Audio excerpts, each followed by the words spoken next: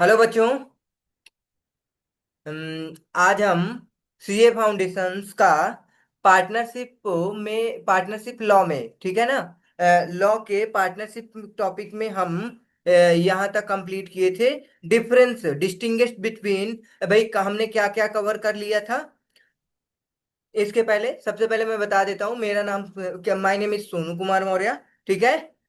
मैं CA foundation and CA intermediate, BCom and 11th 12th के commerce बच्चों को पढ़ाता हूँ। ठीक है ना, सीए फाउंडेशन, सीए इंटरमीडिएट और BCom first year, second year, final year, ये सारे बच्चे offline face to face class भी करते हैं। अगर किसी को अगर ऑफलाइन ज्वाइन करना है तो कमेंट्स करो। और आपको अगर इस लोकेशन से आप आते हो तो मैं लोकेशन भेज दूंगा, आप आकर के ऑफलाइन क्लास कर सकते हो। अगर ऑनलाइन करना है तो आप इंडिविजुअल बैच ज्वाइन करो और प्रॉपर गाइडेंस के साथ मैं सिलेबस को कंप्लीट कराऊंगा। ओके, ठीक है।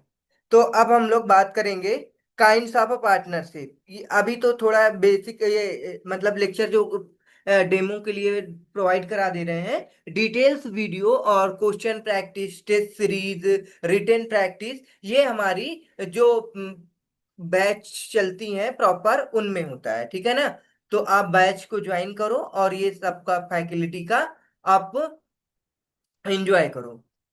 ओके, अब हम पढ़ेंगे काइंड्स ऑफ पार्टनरशिप। इसके पहले हमने पढ़ा था distinguish between partnership versus company. उसके बाद पढ़े थे पार्टनरशिप वर्सेस क्लब। ठीक है ना, फिर उसके बाद पढ़े थे पार्टनरशिप वर्सेस, अपना पढ़े थे एच यू एफ। फिर उसके पढ़े थे हम लोग partnership versus H U F. के बाद आया था एसोसिएशन एसोसिएशन। तो ये भाई आपका 5 मार्क्स का भाई वेटेज रखता है। कोई भी डिफरेंट पूछ सकता है। एक और डिफरेंट पूछ सकता है पार्टनरशिप वर्सेस एलएलपी। ओके, तो ये भी आपको एलएलपी वाले में हमने अच्छा, अभी एलएलपी का टॉपिक चल रहा है। एलएलपी का टॉपिक और CA foundation and CA intermediate दोनों का एक साथ कवर करा दे रहे हैं। ठीक है ना, तो दोनों को एक साथ अगर ये एक प्लेलिस्ट बनी है भाई एलएलबी से रिलेटेड, उसको जाकर पढ़ लोगे तो अच्छे से समझ में आ जाएगा। ठीक है, अब आगे बात करते हैं kinds of partnership. Kinds of partnership में हम लोग देखेंगे कि कितने टाइप्स की पार्टनरशिप होती है हमारी। Kind of partnership with regard to duration. भाई देखो, ड्यूरेशन के हिसाब से पार्टनरशिप बन सकती है। मान लो कि हम क्या करते हैं कि भाई कोई ऐसी पार्टनरशिप करते हैं जिसमें कि हमारा कोई कॉन्ट्रैक्ट मान लो किसी प्रकार का है। अब उसमें हम वो कॉन्ट्रैक्ट को कंप्लीट करने में मान लो कि 2 साल लगेगा, 3 साल लगेगा, 5 साल लगेगा, ऐसा लगता है, तो फिर क्या करते हैं हम लोग, भाई उस कॉन्ट्रैक्ट के लिए हम लोग पार्टनरशिप करते हैं। पार्टनरशिप करके उस कॉन्ट्रैक्ट को फिनिश्ड कर देते हैं।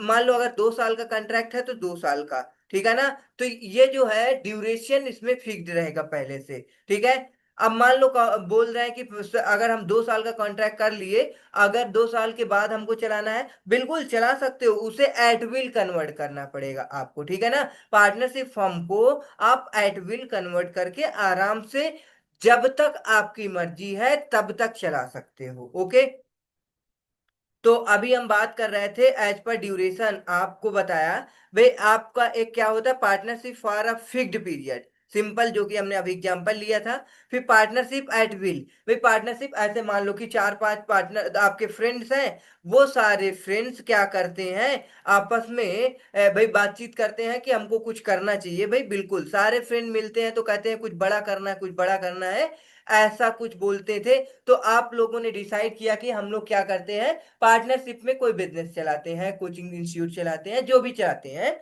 ठीक है ना, कोई भी बात आप बिजनेस कर सकते हो, बस वो प्रॉफिट मोटिव होना चाहिए पार्टनरशिप के लिए। ठीक है ना, तो पार्टनरशिप चलाना है तो प्रॉफिट मोटिव होना चाहिए। तो आपने क्या किया कि पार्टनरशिप का आपस में मिला करके सब लोग, मतलब कि सारे पार्टनर मिल करके एग्रीमेंट किया और आपने स्टार्ट कर दिया। अब आपने इसमें क्या नहीं किया, कोई टाइम ड्यूरेशन फिक्स नहीं किया। तो ये क्या है भाई, एट विल पे है कि जब तक सब लोग मिल करके चलाएंगे तब तक आपकी ये पार्टनरशिप चलती रहेगी। तो ये है पार्ट एज पर ड्यूरेशन। अब हम बात करेंगे आपका with regard to extent of the business. Okay, आपकी पार्टनरशिप पार्टिकुलर हो सकती है, जनरल पार्टनरशिप हो सकती है। पार्टिकुलर से आपको देखो क्या समझ में आता है, किसी पार्टिकुलर एक, भाई किसी एक पार्टिकुलर पर्पस से आप बिजनेस पार्टनरशिप करते हो, तो वो पार्टिकुलर पार्टनरशिप हो गई, ठीक है ना। अगर आपका कोई पार्टिकुलर भाई बिजनेस या कुछ भी चीज फिक्स नहीं है, तो आप सिंगल एडवांटेज के लिए नहीं कर रहे हो, तो आपके जनरल पार्टनरशिप होंगे। इसमें बहुत सारे मतलब अंडरटेकिंग्स होंगे, ठीक है ना। इसमें ओनली वन अंडरटेकिंग होगा। तो अब आगे हम इसके बारे में डिटेल्स में पढ़ेंगे। देखो क्या है, various kinds of partnership are discussed below. First क्या है आपका, देखो, कह रहा है partnership at will according to section 7 of the act. Partnership at will is partnership at will is a partnership when no fixed period. मैंने यही बताया था। क्या होता है एट विल में, मान लो कि आप 4-5 पार्टनर मिल करके डायरेक्ट स्टार्ट कर दिए, भाई हमको कोचिंग इंस्टीट्यूट चलानी है। कोचिंग इंस्टीट्यूट फिक्स्ड टाइम के लिए नहीं होता कि भाई 2 साल चलाने 3 साल चलाने। क्या होता है भाई, आप इसे गोइंग कंसर्न्स के हिसाब से आप अनलिमिटेड समय के लिए चलाते रहोगे, जब तक कि पार्टनर्स डिसाइड नहीं करेंगे कि हमें रिटायरमेंट लेनी है, पार्टनरशिप हमको डिसॉल्व करनी है। तो ये सारा तो क्या है, no fixed period has been agreed upon for the duration of the partnership and there is no provision made as to determination of a partnership. ठीक है ना, देयर इज नो प्रोविजन, भाई ऐसा कोई प्रोविजन इन्होंने ही नहीं बनाया कि as to determination of a partnership these two condition must satisfy before partnership can be regarded as a at will. Partnership at will के लिए दो कंडीशन होनी चाहिए, where there is an agreement between the partner either for the duration of a partnership और for determination of a partnership. The partnership is not partnership at will. मतलब कि अगर आपका पार्टनरशिप में क्या डिसाइड है भाई, ये क्या है कि पहले से डिसाइड है कि एक इस ड्यूरेशन के लिए, ठीक है ना, एग्रीमेंट कर रहे हो कि भाई एक ड्यूरेशन तक हम लोग बिजनेस करेंगे, तो फिर वो एट विल के पास नहीं है, मतलब कि एट विल में नहीं आएगी, ठीक है ना। वो आपकी फिक्स्ड पीरियड में फॉल करेगी। ओके, फिक्स्ड पीरियड की एक पार्टनरशिप होती है, एक आपकी एट विल की होती है। तो एट विल के लिए अगर आप कर रहे हो, तो उसमें कोई no fixed period, no provision made as to determination of a partnership. अब भाई दूसरी कंडीशन है डिटर्मिनेशन ऑफ अ पार्टनरशिप। अगर डिटर्मिनेशन है पार्टनरशिप का, ठीक है, और आपका टाइम ड्यूरेशन है, फिक्स्ड है, तो ये आपकी एट विल नहीं हो सकती। सिंपल बात है। वही चीज अब ऊपर लिख दिया है, no provision made for determination of partnership no fixed period, तो ये क्या है, एट विल है। ओके, अब आगे क्या है, अ पार्टनरशिप एट विल में बी डिजॉल्व। भाई इसे डिजॉल्व किया जा सकता है एनी पार्टनर। भाई को अगर मान लो 4-5 पार्टनर हैं, उन पार्टनर को क्या करना है, अब उसमें 2 पार्टनर को लगता है पार्टनरशिप हमको डिजॉल्व करना चाहिए, ठीक है ना। तो अब ये दोनों पार्टनर क्या करेंगे, नोटिस देंगे। ओके, नोटिस देंगे, very simple, dissolve by the partner by, क्या करेंगे, giving notice in writing to all other partner. ये पार्टनर क्या करेंगे, नोटिस लिखेंगे और ये सारे पार्टनर को नोटिस देंगे, ठीक है ना। जो रिमेनिंग पार्टनर है उनको क्या देंगे, नोटिस देंगे। Okay, now you understand. Okay, all of you understand. हाँ, तो अब ये क्या था, अ पार्टनरशिप एट विल में be dissolve at any time. भाई कभी भी आप पार्टनरशिप को डिजॉल्व कर सकते हो अब जो पार्टनर्स डिसॉल्व कराना चाहते हैं वो रिमेनिंग पार्टनर्स को क्या करेंगे, नोटिस देंगे डिसोल्यूशन के लिए। ओके। अब क्या है, partnership for a fixed period. अब हम बात करेंगे partnership for a fixed period. Second point, ये फिक्स्ड ड्यूरेशन के लिए, मतलब ड्यूरेशन से रिलेटेड जो हमारी दो थे, इसमें एक हो गया आपका, अब एक और है। ठीक है। तो अब ये क्या है, देखो, partnership for fixed period where a provision is made by a contract for the duration of a partnership, the partnership is called partnership for a fixed period. It is a partnership created for a particular period of time. भाई किसी particular period of time के लिए, मैंने अभी बताया था 2 साल, 3 साल, 4 साल, एज पर कॉन्ट्रैक्ट। मान लो कि आप क्या करते हो, आपको एक कॉन्ट्रैक्ट मिला है कि कोई एक ब्रिज बनाना है, डैम बनाना है, रोड बनाना है। तो इसको बनाने के लिए भाई अकेला कोई बंदा इतनी कैपिटल नहीं लगा सकता। तो वो क्या करेगा, 4-5 लोगों को अपना पार्टनर बनाएगा। भाई मान लो कि कोई भी अगर ब्रिज है तो वो 2 साल, 3 साल का ड्यूरेशन में कंप्लीट होने का रहता है। तो अब ये लोग क्या करेंगे, आपस में कॉन्ट्रैक्ट करेंगे कि भाई हम लोग 3 साल तक पार्टनरशिप करेंगे और 3 साल में इस कॉन्ट्रैक्ट को कंप्लीट करेंगे। तो वही भी चीज है, देखो, where a provision is made by a contract for the duration of a partnership, the partnership is called partnership for a fixed period. It is a partnership created for a particular period of time. यही चीज है, for a particular period of time. Such partnership comes to an end on the expiry of a fixed period. ठीक है। तो ये अगर मान लो 3 साल हो जाएगा तो क्या हो जाएगा, पार्टनरशिप एंड हो जाएगी। बस यही था आपका partnership for a fixed period. अब हम तीसरे पॉइंट में जाएंगे। भाई तीसरी आपकी है पार्टनरशिप, किस टाइप की है, पार्टिकुलर पार्टनरशिप। ये भी बहुत सिंपल है भाई। पार्टिकुलर पार्टनरशिप क्या होती है, एक किसी सिंगल एडवेंचर के लिए होती है। क्या क्या कहते हैं, पार्टनरशिप में ऑर्गेनाइज्ड। ठीक है। भाई आपको कीवर्ड तो याद ही रखना पड़ेगा, ठीक है ना, prosecution of a single adventure, ठीक है ना, single adventure, single undertaking, as well for a conduct of continuous business, where a person become a partner, where a person become a partner with another person in a particular adventure are undertaking, the partnership is called particular partnership. देखा, वही चीज है कि भाई अगर कोई भी partner become a partner with another person in a particular adventure, भाई एक कोई पार्टिकुलर एडवेंचर या अंडरटेकिंग के लिए आपने पार्टनरशिप की है किसी भी पार्टनरशिप फर्म में, तो वो पार्टनरशिप क्या रहेगी आपकी, क्या रहेगी, पार्टिकुलर पार्टनरशिप। ठीक है, पार्टिकुलर पार्टनरशिप। अब a partnership constituted for a single adventure undertaking is subject to any agreement dissolved by the completion of adventure or undertaking. General partnership, where partnership is constituted with respect to the business in general, it is called a general partnership. क्या कह रहा है, where a partnership is constituted with respect to business in general, it is called a general partnership. अगर इसमें क्या होता है, एक सिंगल एडवेंचर नहीं होता, मतलब कि मोर देन, भाई इसमें क्या होता है, ये कह सकते हो सिंगल एडवेंचर, सिंगल अंडरटेकिंग के लिए नहीं होती है ये बिजनेस।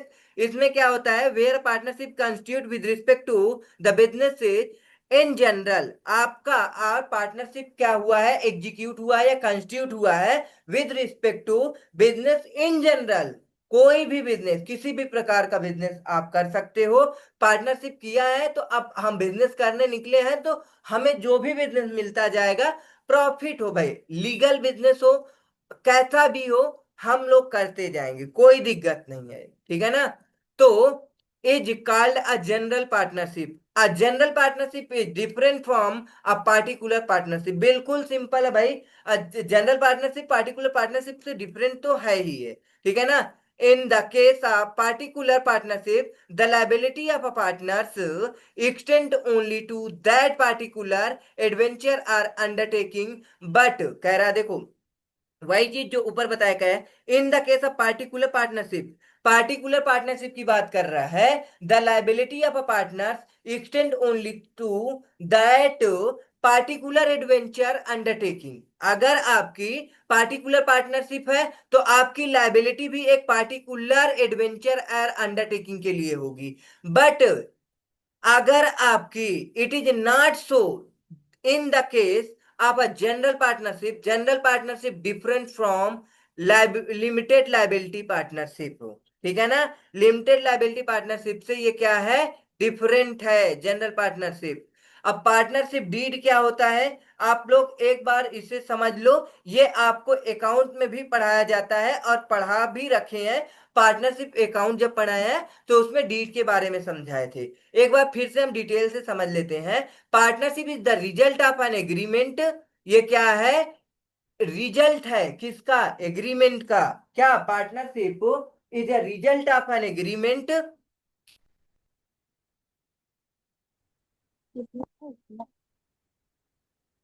हाँ, तो अब पार्टनरशिप के बारे में देखेंगे। Partnership is the result of an agreement, no particular formalities. भाई पार्टनरशिप डीड के लिए कोई पार्टिकुलर फॉर्मेलिटी की जरूरत नहीं होती है। Are required for agreement of partnership. उसके बाद it may in writing or formed verbally. क्या होता है, आप क्या कर सकते हो, ओरल एग्रीमेंट भी कर सकते हो, रिटेन एग्रीमेंट भी कर सकते हो। But it is desirable to have the partnership agreement in writing to avoid future dispute। क्या होता है, यदि आप पार्टनरशिप के अंदर एग्रीमेंट करते हो राइटिंग में, तो आप अवॉइड करते हो जो डिस्प्यूट इन फ्यूचर होने वाला होता है, ठीक है ना। फ्यूचर में डिस्प्यूट होता है भाई, क्या होता है कि आपने क्या किया, बोल करके एग्रीमेंट तो कर लिया भाई, मतलब ओरल कि भाई आपको इतना प्रॉफिट मिलेगा, आपको इतना प्रॉफिट मिलेगा, ऐसा बोल करके कुछ नॉर्मली कर लिया, आप फ्रेंड थे तो भाई को इतना इशू भी नहीं आया। अब क्या होता है, बाद में इन फ्यूचर जब आपका बिजनेस ग्रो कर जाता है तो फिर दिक्कत आती है कि भाई कहते नहीं इतना प्रॉफिट आप बोले थे भाई, नहीं अब इतना दे रहा है, ऐसी सारी डिस्प्यूटेड क्रिएट होती हैं। तो इससे लिए अगर इस डिस्प्यूट को अवॉइड करना चाहते हो तो आपको रिटेन एग्रीमेंट करना चाहिए। The document in writing containing the various terms and condition as to the relationship of partners to each other is called partnership deed। कह रहा है कि पार्टनरशिप के जो बहुत सारे टर्म्स एंड कंडीशन होते हैं वेरियस, आपस में जब पार्टनरशिप के बीच मतलब एग्रीमेंट होता है तो बहुत सारे टर्म्स एंड कंडीशन होता है। इन टर्म्स एंड कंडीशन के रिलेशंस को हम क्या बोलते हैं, पार्टनरशिप डीड बोलते हैं। It should be draft with care and stamped according to the provisions of the Stamp Act 1899। देखो क्या कहा जाता है कि ये आप एक ड्राफ्ट तैयार करोगे, उसके बाद आप क्या करोगे, इस ड्राफ्ट को आप विद केयर, भाई केयरफुली क्या करेंगे, stamped according to provisions of stamp act 1899 where the partnership comprises immovable property. अगर पार्टनरशिप क्या होती है, कंप्राइजेस होती है immovable property, the instrument of a partnership must be in writing. क्या होती है, इमूवेबल प्रॉपर्टी के केस में आपका पार्टनरशिप क्या होती है, इन राइटिंग होना कंपलसरी है, stamped and registered under the registration act. और आपको स्टैम्प एंड रजिस्टर्ड कराना भी कंपलसरी होता है, ठीक है ना। पार्टनरशिप के में कौन कौन से पार्टनरशिप डीड में क्या क्या कंटेन होता है, फॉलोइंग इंफॉर्मेशन, अब वो हम देखेंगे। भाई बिल्कुल सिंपल है, आप इसे नॉर्मल याद कर सकते हो, नहीं याद कर सकते हो तो आप कॉमन सेंस से भी समझ सकते हो कि क्या है भाई। पार्टनरशिप फर्म का अगर आप पार्टनरशिप करोगे तो भाई बिजनेस करोगे तो पार्टनरशिप फर्म का नाम होगा, उसके बाद सारे पार्टनर्स का नाम होगा उस पार्टनरशिप डीड में। और आपका बिजनेस का नेचर क्या है और आप किस प्लेस पे बिजनेस कर रहे हैं, ये सारा सब कुछ बताएंगे। कब से पार्टनरशिप स्टार्ट कर रहे हैं, कमेंसमेंट, ड्यूरेशन ऑफ पार्टनरशिप, ये अगर आपकी पार्टनरशिप फिक्स्ड नेचर की है तो भाई ड्यूरेशन भी फिक्स्ड बताओगे पार्टनरशिप डीड के अंदर। फिर कह रहा है capital contribution of each partner, क्या कह रहा है, कैपिटल कंट्रीब्यूशन कितना कितना पार्टनर कर रहे हैं, सिंपल बात है। अब ये दो चार पार्टनर मिल करके बिजनेस करेंगे तो भाई ये सब क्या करेंगे, इसमें कंट्रीब्यूशन करेंगे।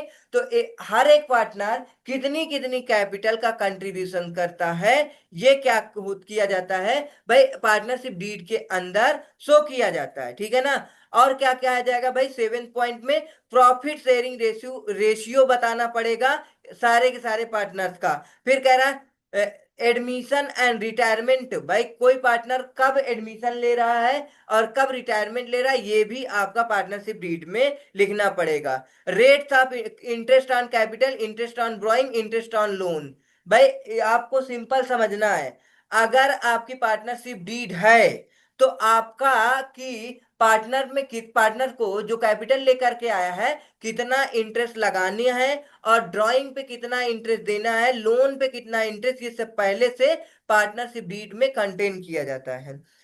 Provision for settlement of account in case of dissolution of a firm, भाई फर्म का डिसोल्यूशन होने पे सेटलमेंट से रिलेटेड भी प्रोविजंस बनाए जाते हैं जो कि पार्टनरशिप डीड के अंदर लिखा होता है भाई, ठीक है ना। Provision for salaries and commission payable to the partners if any, क्या कह रहा है, सैलरी कमीशन पेबल करने किसी पार्टनर को तो उससे रिलेटेड प्रोविजंस को भी कंटेन किया जाता है, ठीक है ना, पार्टनरशिप डीड के अंदर। नेक्स्ट 12 पॉइंट है provision for expulsion of partner in case gross breach of duty or fraud. देखो कभी कभी क्या होता है, मान लो एक्स वाई जेड तीन पार्टनर्स हैं, अब वो एक्स क्या करता है, बहुत गलतियां करता है, इतना समझाने के बावजूद एक्स क्या करता है, बार बार गलती करता है। अब देखो पार्टनरशिप फर्म में आपको जो बिजनेस है भाई वो बिजनेस करो, सिंपल बात है। अब आप लोग क्या करते हो, मतलब एक पार्टनर जो हम एक्स है जिसको बोले हैं, वो क्या करता है भाई, तुरंत क्या करता है, वो पार्टनर किसी मतलब कि इनका बिजनेस है भाई, कोई ट्रेडिंग का बिजनेस है भाई, बिजनेस करते हैं भाई, माल को बेचना उतना। अब ये क्या कर रहे हैं, शेयर मार्केट में पैसा लगा रहा है, वो पार्टनर शेयर मार्केट में पैसा लगा रहे हैं भाई, गैम्बलिंग कर रहा है भाई, फ्रॉड कर रहा है, ब्रीच कर रहा है। देखो आप भाई बिजनेस में पैसा लगाने का मतलब है भाई आप जो आपका बिजनेस है उसमें पैसा लगाओ। आप ट्रेडिंग में पैसा लगा रहे हो, स्कैल्पिंग कर रहे हो, ये सारा सब कुछ करना भाई गलत बात है, ठीक है ना।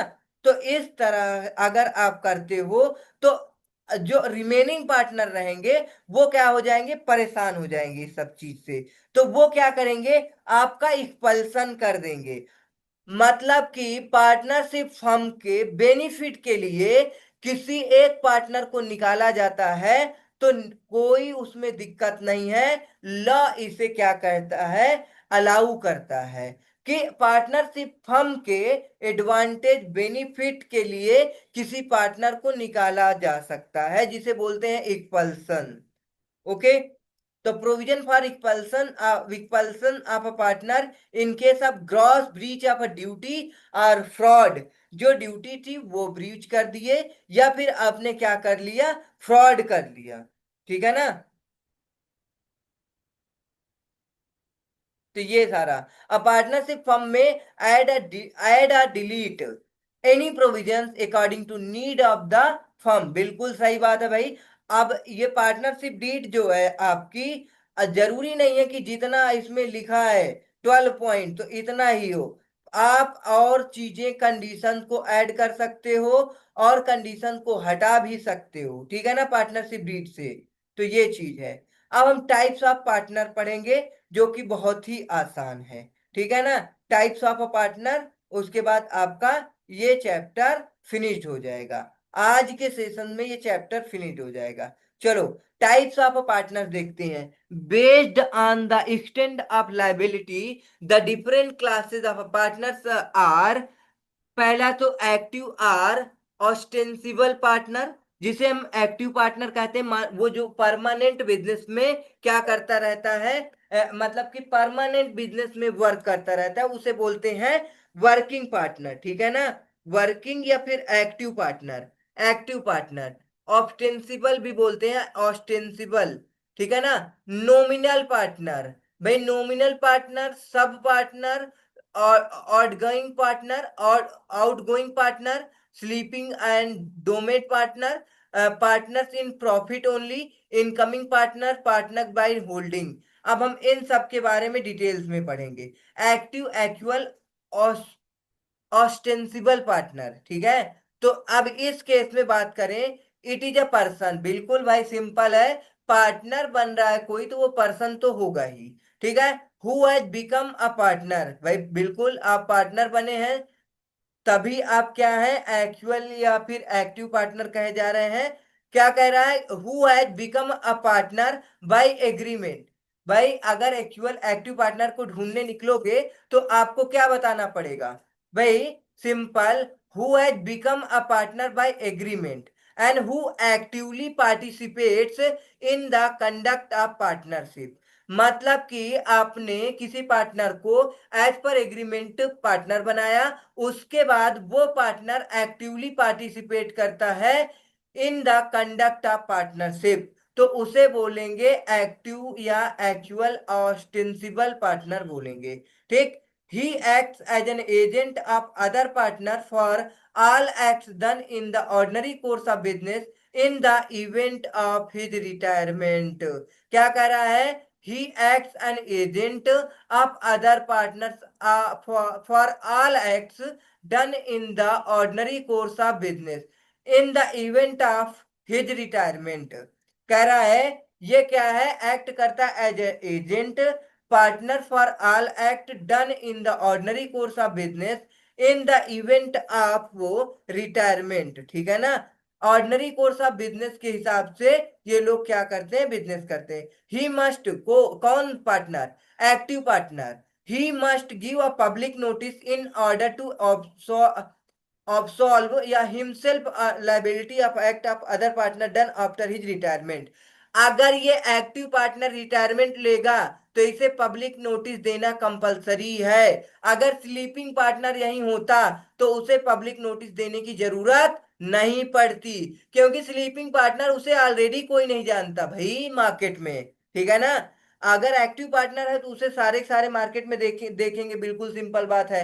अब एक्टिव पार्टनर क्या कर सकता है, रिटायरमेंट के बाद भी वहां जहां पहले कॉन्ट्रैक्ट होता था या कुछ भी होता था वहां से जा करके फर्म के नाम पे करके फ्रॉड कर सकता है, या फर्म भी उस पार्टनर का नाम यूज कर सकती है। ठीक है ना, वो रिटायर हो चुका है, फिर भी फर्म में फर्म जो है उस पार्टनर का नाम यूज कर सकती है।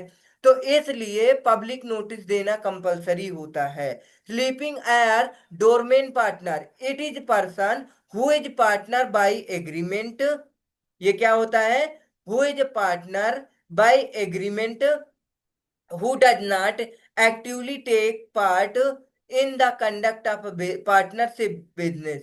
देखो क्या होता है, ये एज पर एग्रीमेंट आता है, ठीक है ना, बट ये एक्टिवली जो है मतलब टेक पार्ट नहीं लेता बिजनेस में, पार्टिसिपेट नहीं करता। क्या, actively, does not actively take part in the conduct of the business partner, वो partnership business, they are called as sleeping और dormant partner. They share profit and losses and are liable to the third parties for all acts of the firm।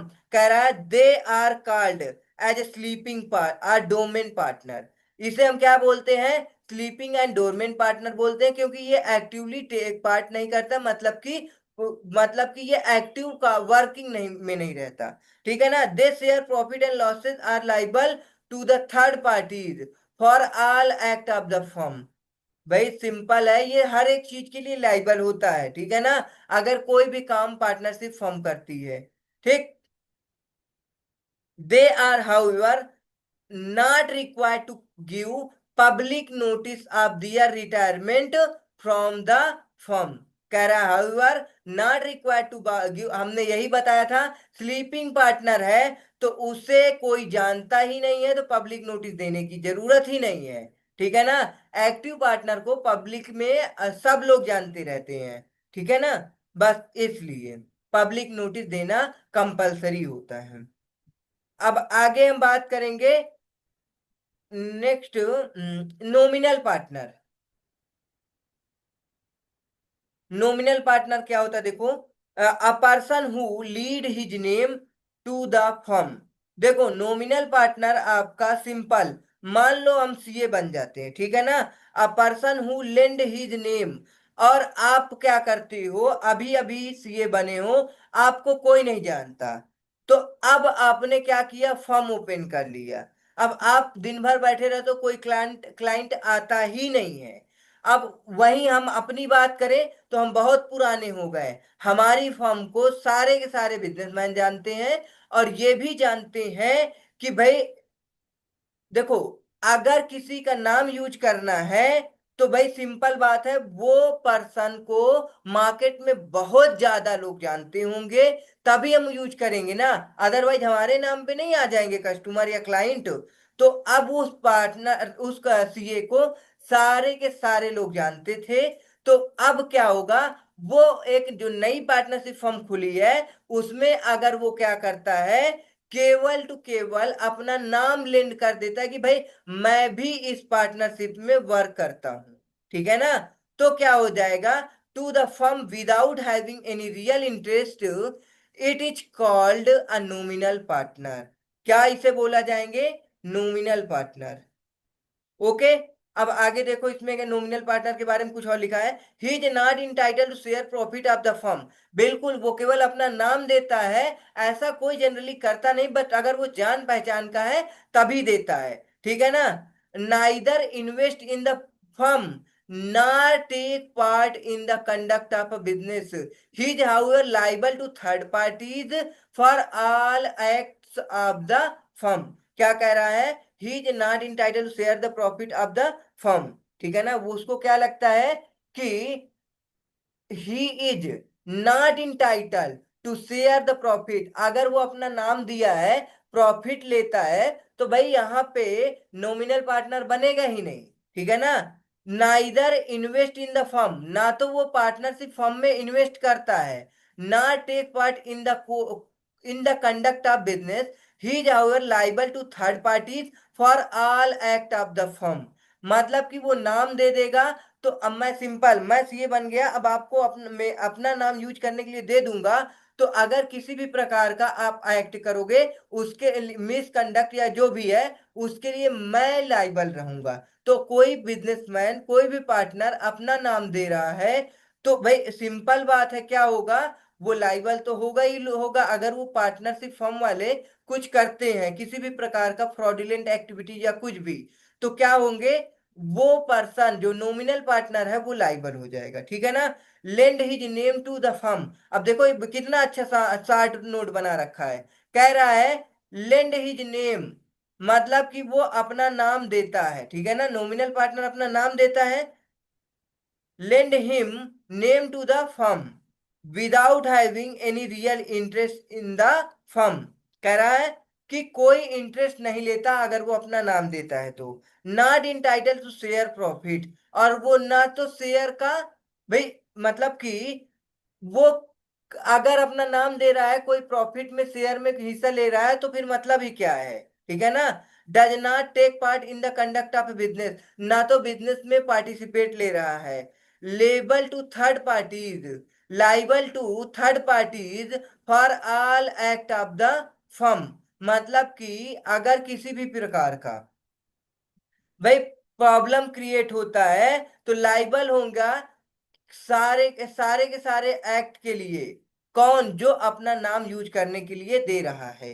Partner in profit only, भाई minor को हम क्या करते हैं, only profit के लिए entitle, मतलब कि एडमिट करते हैं। Entitle to share the profit only, not liable for losses, liable to third parties for all act of the only.